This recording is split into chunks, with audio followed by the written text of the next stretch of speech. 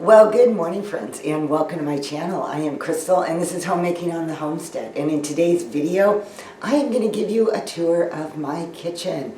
I have been here 2.5 months, and I have been resetting up my kitchen, and I just wanted to share how I've organized it. I also had a request from somebody to give you a pantry room tour. So I am going to do both today. You're going to get a kitchen tour and a pantry room tour.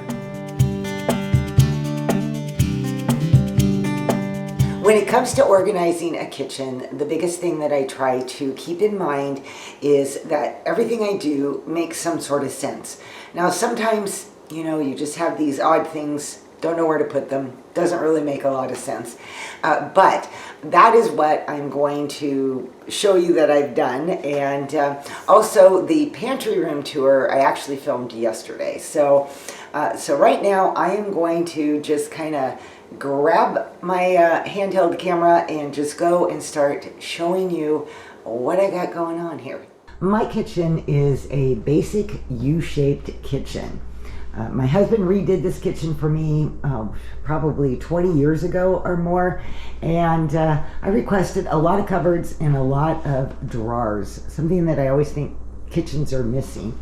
I also have cupboards that go all the way up to the ceiling. The last kitchen I had in here, that was not the case, and they just end up becoming dust traps up there. So that's what I got. Cupboards all the way up to the ceiling. So lots of storage. All right, I'm going to show you how I've got this set up. So right next to my refrigerator, I keep my cutting board. This makes it easy when I pull out vegetables and things that need to be chopped and whatnot. My cutting board is easily accessible. Aside from a junk drawer, every kitchen seems to have one, don't they? Anyway, I have all of my attachments in this drawer for my Bosch and for my handheld mixer. In this drawer down here, I have all of my Ziploc bags and foil and parchment paper and things like that, very easily accessible. Here is a lot of kind of miscellaneous baking things, my rolling pins, my dough cutter, just things, my cookie scoop. It just seemed to fit well in here, so that's where it ended up. This is my, I call it my drawer of cutting things. I have a whole lot of steak knives. That's what life is like when you have a big family. My regular knives that I chop and cut with. My pizza cutter, vegetable peeler. And this is actually extra silverware. Again, big family. And my knife sharpener.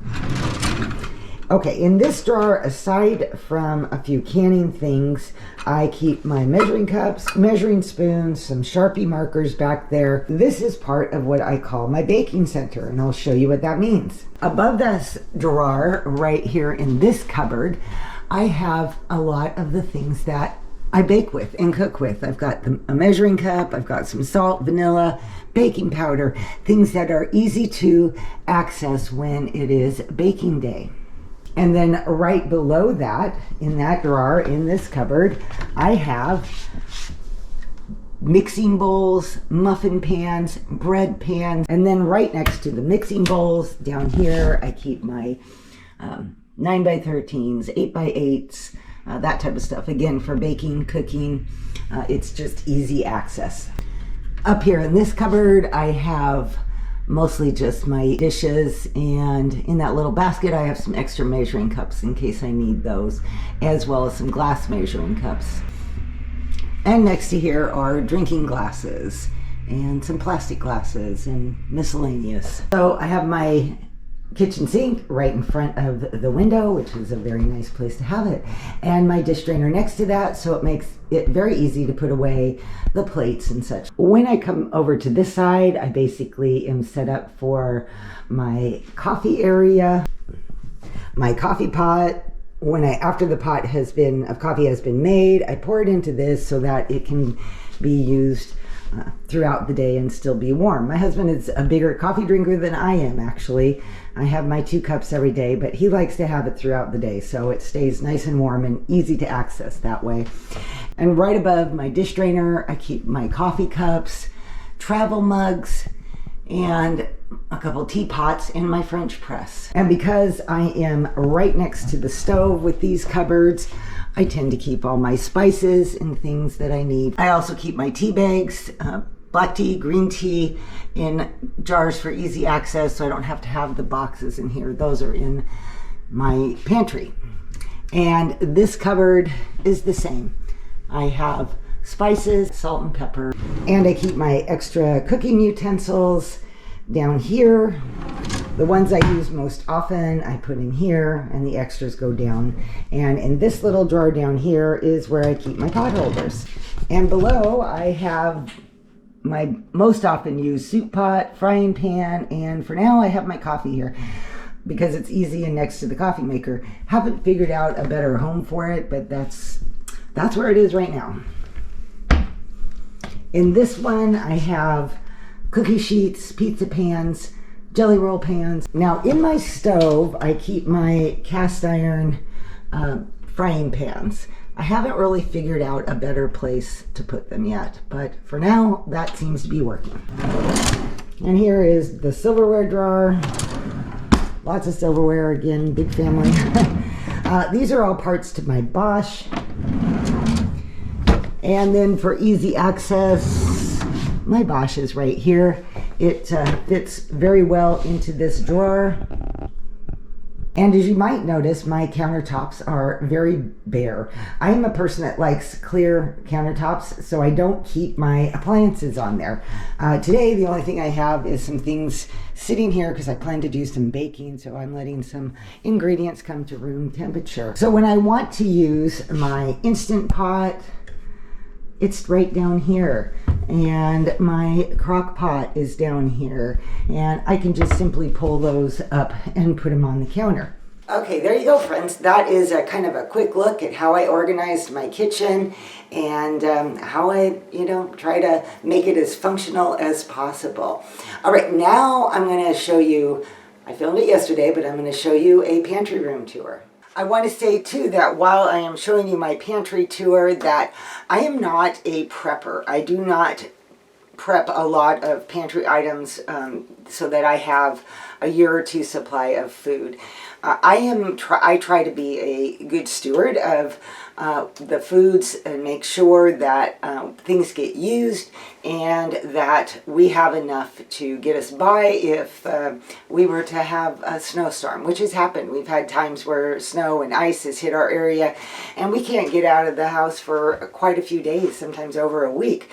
So I like to know that if that happens, or we get sick, or we get busy, or we just don't get into town, I've always got something and I can always create something with what I have.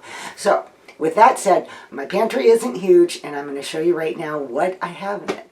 I have 3 shelves that have a lot of space on them, and I try to use them as efficiently and as best as I can. So this gives you a kind of idea. When you walk in though, this is the area that you see. And I have this little basket here that I keep things like crackers. If I open a box, like this was from a box of saltines, the ones that I have not opened yet go into this basket. This is a lineup of items that I try to keep stocked on hand. Now I tend to try to be, 2 to 3, 4 jars ahead. If something goes on sale, I might buy more, but those are some basic items that I have. Up here, same thing. I have food, boxed items, a few convenience items, crackers, a few cake mixes, my unopened packages of Ziploc bags, foil, parchment paper, and that type of stuff. My big, large baking or mixing bowl that does not fit in the kitchen, I put that here. Okay, and then if you turn the corner here, this is where I keep a lot of my other items. I have napkins. These containers have like my beans in them and my rice, flour, oats, my granola. This container right here holds all my pasta. These are my plastic containers that I use for food storage, for leftovers and that type of stuff. And I have several canned items that I keep And when I get down too low, then I restock, or if I find a sale, then I will get some more. And back up here on the second shelf above, these are more storage items. Some of them are bulk items like the red lentils, and behind that I have split peas and brown lentils. I also have some of my homemade mixes that I have put in here. My brownie mix. This is my own cornbread mix, my own cream of whatever soup mix, baking cocoa. In these two baskets, I have more baking type items. So if I have any open package of things like sugar, brown sugar, chocolate chips, whatever, it goes in there. And in the basket next to it goes the ones that are unopened. And on this second shelf, I have more canned goods. And the little fruit cups that I buy, I usually just take them out of the box and put them up on the shelf. In this last one, I have tea, which is my loose tea and other miscellaneous teas. In the box up there, I have some canning supplies, extra lids, extra rings, more beans, snack mixes. On the top shelf, I put unopened packages of potato chips and other snacks. My coffee supply, 2 boxes of my tea, my black tea, my green tea, and my paper products such as paper plates and paper cups. And behind me is my laundry laundry area. I was thrilled not long ago to be gifted with a used washer and dryer, new to me, but it has been such a blessing to have a full-size washer and dryer. I was previously using a small stackable one, and this has been really nice and a very nice blessing. Above the washer and dryer, I have a nice shelf, and there I have cleaning supplies. I have more dish towels and mop covers, my OxyClean laundry detergent. In this little basket, I have extra dryer balls and cleaning rags in that basket, and some bleach on that. Above the window, above my washer and dryer, I have my air fryer. I don't use it that often, so I have put it up there. I have extra cleaning supplies, squeegees, and extra sponges and things like that. And a few more things that I use for laundry on occasion. The baking soda, the washing soda, more bleach. Next to my washer, I have my vacuum cleaner, my broom, my dustpan, and my steam mop. And yes, it looks very dirty because that is the dirty side. You flip it over when it has gotten dirty on one side to use the other side. And behind there is an extra container of laundry detergent. Under the sink, I have a bucket that I throw dish towels, dish rags, and that type of thing in for washing. I have a cleaning bucket, a container back there that has plastic bags, my big canner, and I have a fermenting crock. On the countertop, I keep my ice maker in here and my smaller canner. It makes it easy to get and pull into the kitchen when I need it. Over here, below this shelf, I have a bookshelf that I keep more stuff on. This basket holds our fruit, fresh fruit. This is where I put my onions. I have an unopened package of pinto beans. I have a little bit of potatoes here, half a bag of a 5-pound bag. The butternut squash I recently bought, I just put that right there. I also have bags of flour, some pancake mix, bags of sugar. I keep on hand for baking and whatnot. There's an unopened 25-pound bag of rice. And down below is my bag of already opened rice that I fill into the container that I showed you already, and a package of corn tortillas. And in this corner, I keep step ladders because between the high shelves of my pantry and the cupboards in my kitchen, I often need a step ladder to be able to access things. Down at the end of my basement stairs, I have these built-in shelves, which is where I keep my canning. And this is all the canning that I have done this year so far. I've done more, but we've eaten a lot of it too.